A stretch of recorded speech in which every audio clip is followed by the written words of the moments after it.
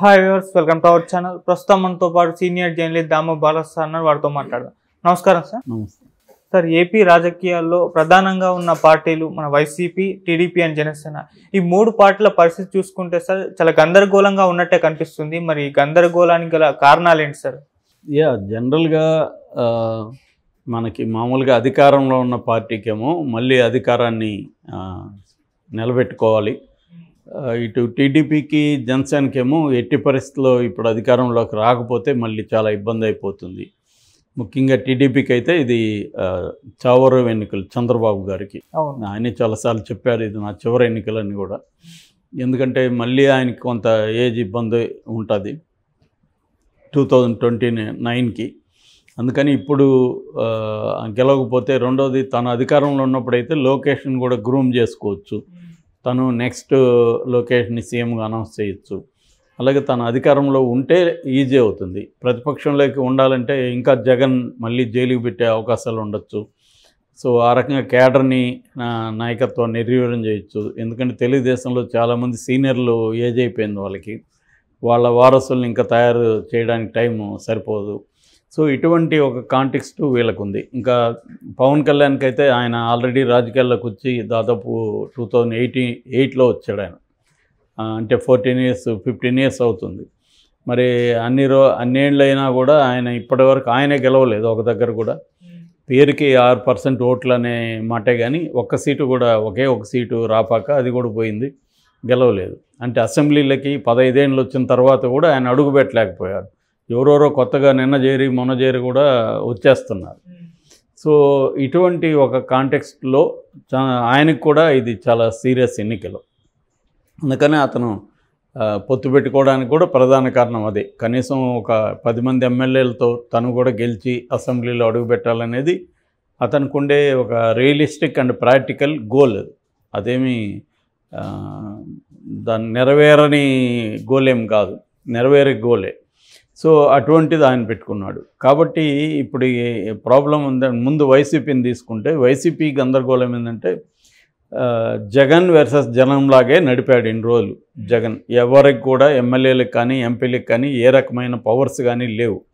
దానికి అతను అనుకున్న కారణం ఏంటంటే అతను ఎందుకు అలా చేశాడు అనుకున్నప్పుడు వీళ్ళందరూ కూడా నా వల్లే గెలిచారు, రేపు వీళ్ళకి కానీ కంప్లీట్గా ఫ్రీడమ్ ఇచ్చేస్తే అరాచకాలు చేస్తారు, వీళ్ళు అవినీతి చేస్తారు, దానివల్ల చెడ్డ పేరు వచ్చేస్తుంది. గతంలో తెలుగుదేశానికి అదే జరిగింది. అనేక మంది ఎమ్మెల్యేల లోకల్ వాళ్ళ బిహేవియర్తో చింతమనేని వీళ్ళు చూసాం కదా మనం. సో అలాంటి వల్ల చంద్రబాబుకి అది నెగిటివ్గా మారింది. అలాగే మనకు కూడా రేపొద్దున మనకి ఇంకా ఎక్కువ ఎమ్మెల్యేలు ఉన్నారు, 151 మంది ఉన్నారు.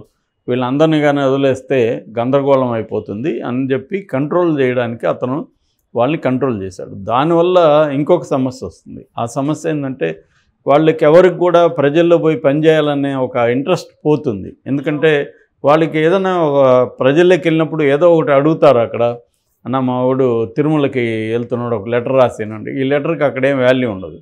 ఇంకొకడు ఫోన్ చేస్తాడు, మా వాళ్ళు 2 బాటిళ్ళు అక్కడి నుంచి తెస్తా ఉంటే పట్టుకున్నారు పోలీసులు, దాన్ని ఇడిపించండి సార్ అంటారు. వీళ్ళ మాట ఎస్పీలు కలెక్టర్లు ఎవరు వినరు. ఏం చెప్తారంటే వీళ్ళు కలెక్టర్ ఫోన్ చేసిన, ఎస్పీకి ఫోన్ చేసిన, ఒకసారి సీఎంఓ ఆఫీస్ నుంచి ఫోన్ చేయించండి సార్ అంటారు. అంటే జగన్ ఆఫీస్ నుంచి ఫోన్ వెళ్తే కానీ పనులు జరగవు. ఎమ్మెల్యేలకు ఎంపీలకి పవర్ లేదు.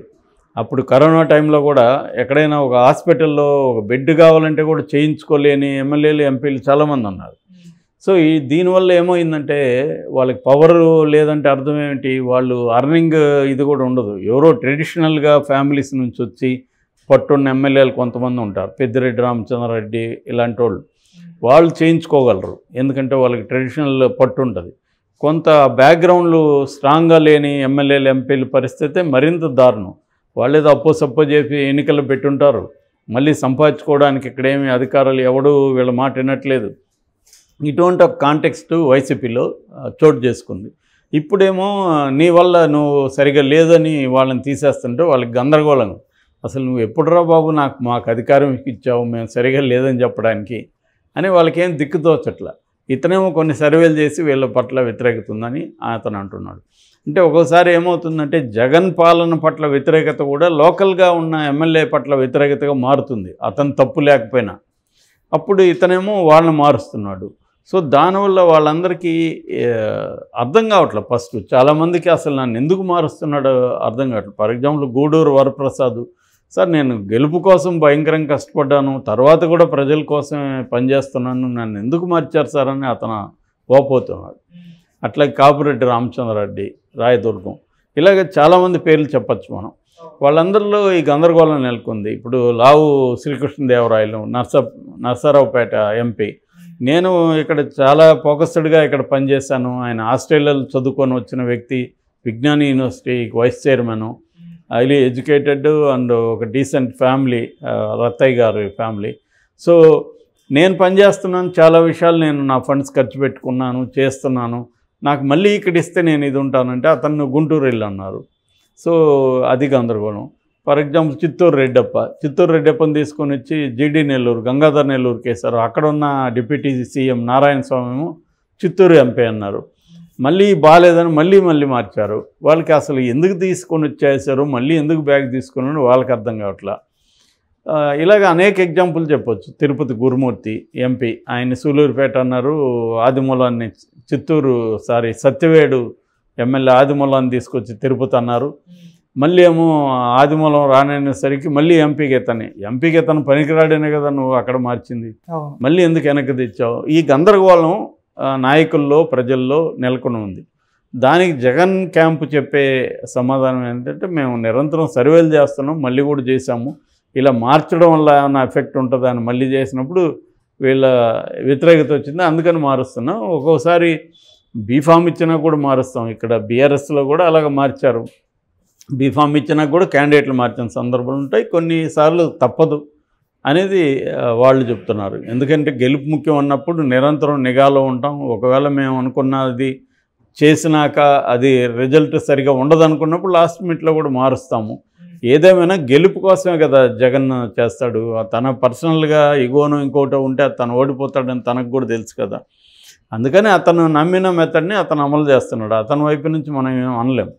కానీ వీళ్ళకి ఈ ప్రాబ్లమ్స్ని ఎలా అడ్రస్ చేస్తున్నాడు అనేది కూడా ఇంపార్టెంట్. ఎలా అడ్రస్ చేసినా వాళ్ళకి నమ్మకం కలగదు కదా. మళ్ళీ నువ్వు వస్తావు, ఏమి ఇస్తావు మాకు తెలియదు, మాకైతే ఇక్కడ పట్టుపోతుంది, నా మీద డిపెండ్ అయిన వాళ్ళు చాలామంది ఉన్నారు. ఈ కైండ్ ఆఫ్ ఒక ప్రాబ్లము వైసీపీలో ఉంది. దానివల్ల ఇప్పుడు వైసీపీలో ఉన్న వాళ్ళకి చాలామంది తెలుగుదేశంలోకి జాయిన్ అవగానే తెలుగుదేశంలో ఇచ్చేస్తున్నారు సీట్లు. అంటే ఫర్ ఎగ్జాంపుల్ ఇప్పుడు లావు కృష్ణదేవరాయలకి అక్కడే ఎంపీగా ఇస్తున్నారు. ఇట్లా చాలామంది వస్తున్నప్పుడు వాళ్ళని అకామిడేట్ చేస్తున్నారు. బాలశౌరి ఆయన మచిలీపట్నం ఆయన వెళ్తున్నాడు జనసేనలకి, వాళ్ళకి అక్కడే ఇచ్చే అవకాశం ఉంది. అలాగే అక్కడ వైసీపీ నుంచి ఎంపీలు చాలామంది ఇటు వస్తున్న వాళ్ళకి అందరికీ చంద్రబాబు కానీ పవన్ కళ్యాణ్ కానీ హామీలు అయితే ఇస్తున్నారు.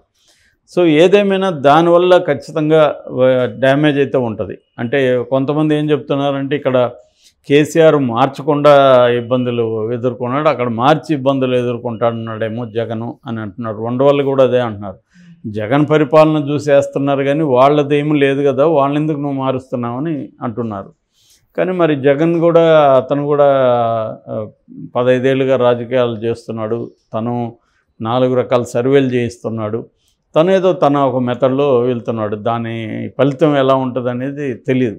అందుకని ఉండవల్లి అంటోళ్ళు ఈ జగను మోడీ అర్థం కాదు ఎవరికి అని కూడా అంటున్నారు. ఈ గందరగోళం ఎందుకు చేస్తున్నాడు, దాని వెనుక లాజిక్ ఏంటి అనేది చాలామందికి వైసీపీలో ఉన్న వాళ్ళకి కానీ బయట ఉన్న వాళ్ళకి కానీ అర్థం కావట్లేదు. దట్ ఈజ్ మేజర్గా వైసీపీకి ఉండే ప్రాబ్లం. రెండోది, అతను ఇప్పుడు తెలుగుదేశం జనసేన కలవడం వల్ల, కాపు కమ్మ ఈ కాంబినేషన్ కలవడం వల్ల ముఖ్యంగా కాపు సామాజిక వర్గం ఓట్లు కానీ గట్టిగా ట్రాన్స్ఫర్ అయితే తెలుగుదేశానికి, జగన్కి ఖచ్చితంగా ఛాలెంజ్. ఇప్పుడు కొత్తగా షర్మిలా కూడా వచ్చింది, ఆ అమ్మాయి ఫ్యాక్టర్ కూడా కొంత ఛాలెంజ్ జగన్కి. ఎందుకంటే తను జగన్కి ట్రెడిషనల్ ఓట్ బేస్ మీదనే ఫోకస్ చేస్తుంది, క్రిస్టియన్స్ మైనార్టీస్ మీద. ఎందుకంటే బీజేపీ ప్రధాన ఎనిమి, బీజేపీతో జగన్ కుమ్మక్కయ్యాడు. పేరుకి ఎప్పుడో చంద్రబాబు పేరు చెప్తుంది కానీ ఫోకస్ అంతా జగన్ మీదే ఉంది. అందుకని జగన్తో ట్రెడిషనల్గా ఉన్న ఈ మైనార్టీ వర్గాలు, దళిత్స్ వీళ్ళందరూ కూడా కొంత పునరాలోచించుకునే అవకాశం కనబడుతుంది. సో ఆ యాంగిల్లో ఆమె వెళ్తుంది. ఇవన్నీ జగన్కి తలనొప్పులుగా ఉన్నాయి. ఇక వైసీపీ తెలుగుదేశం జనసేన విషయానికి వస్తే తెలుగుదేశానికి జనసేన మధ్య పొత్తునే ఇప్పటివరకు వాళ్ళు ఎన్ని సీట్లు ఎవరికనేదే ప్రకటించాల. 60-20 తేల్చనని పోస్టులు అనేకం కనిపిస్తున్నాయి. ఎందుకంటే ఈయనేమో ఎక్కువ తీసుకుంటాను, నేను 3 వంతులు అని చెప్పాడు. అది కూడా అసెంబ్లీలో అని చెప్పలే, లోకల్ బాడీ పేర్లు చెప్పాడు. అంటే కన్ఫ్యూజ్ చేస్తున్నాడు. పవన్ కళ్యాణ్ చంద్రబాబు ఇద్దరు కలిసి కావాలని కన్ఫ్యూజ్ చేస్తున్నారు. పవన్ కళ్యాణ్కి ఇచ్చేవి 20-25 లోపలే ఉంటాయి, కానీ అది ఇప్పుడే ప్రకటిస్తే గందరగోళం అవుతుంది. అందుకని లాగి చివరిలో ప్రకటిస్తే గందరగోళం చేయడానికి కూడా వాళ్ళకి టైం ఉండదు, సైలెంట్ అయిపోతారు అన్న ఒక స్ట్రాటజీ చంద్రబాబు పవన్ కళ్యాణ్ అమలు చేయబోతున్నారు అనేది వినిపిస్తున్న మాట. అందుకని పవన్ కళ్యాణ్కి తెలిసినా కూడా ఈ డ్రామాలో పాల్పంచుకుంటున్నాడు. పవన్ కళ్యాణ్ కూడా వేరే మార్గం లేదు అనేది. దీనికి ఒక ప్రాబ్లం ఉంది. ఉండవల్లి అంటే వాళ్ళు కూడా ఏం చెప్తున్నారంటే, ఎక్కువ సీట్లు కానీ జనసేనకి ఇకపోతే మీకు ఓట్ ట్రాన్స్ఫర్ కాదు తెలుగుదేశానికి అని చెప్తున్నారు. మరి ఆ ప్రమాదం నుంచి బయటపడడానికి చంద్రబాబు వ్యూహాలు ఏంటనేది ఇంకా నిర్దిష్టంగా బయటికి రాలేదు. కానీ ఒక బయటకు వచ్చే న్యూస్ అయితే జనసేనకి ఎక్కువ సీట్లు ఇవ్వరని. సో వీళ్ళిద్దరి మధ్య పొత్తులు సంబంధించిన గందరగోళం ఉండడం వల్ల ఏమైందంటే, సమావేశాలు ఆగిపోయినాయి. వారాహి 4 రోజుల నుంచి ఆగిపోయింది. ఈ సమన్వయ సమావేశాలు అన్నారు ఇద్దరిది, అవి ఆగిపోయినాయి.